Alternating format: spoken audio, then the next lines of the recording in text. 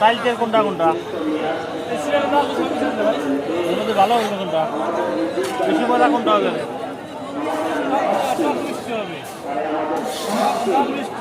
কাঁচা কাঁচা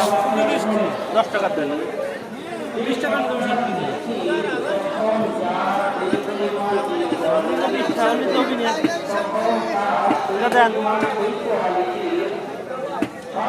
এটা রসুনের আচার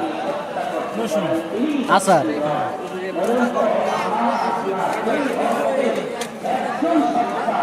ভাজা কুদো দেন